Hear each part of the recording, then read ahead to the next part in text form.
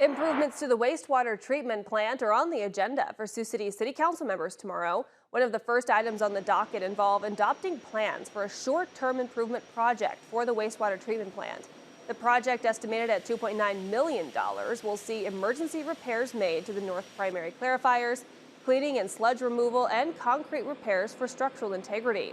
Council is set to adopt the plans, which would then open it up for contract bids. The project is estimated to be completed by the end of 2025. The continued airport reconstruction project back on the agenda for council members also. The council will be asked to approve several grant applications for the airport. This is all part of the larger Sioux Gateway Airport Improvement Project. One of the grants is seeking $400,000 from the Iowa DOT to help fund the reconstruction of the south runway apron.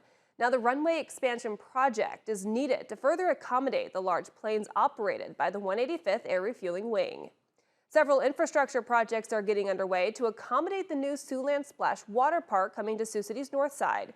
Council members set to discuss the sanitary sewer improvement project needed for the development area. The project developer set to pay for half of the cost, estimated at just over $40,000. Siouxland Splash Water Park is set to be constructed on Highway 75 and 41st Street near Outer Drive. Several quiet zones are slated to be coming to Sioux City's Leeds neighborhood. City Council is set to discuss a consulting agreement for the Leeds Quiet Zone Implementation Project.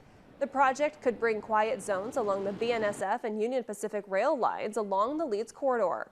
These are proposed for the railroad crossings at 41st Street, 46th Street, and Fun Place near Jollytime Popcorn. Now, should the quiet zones be implemented, that would restrict the use of train horns from 41st to 46th Streets.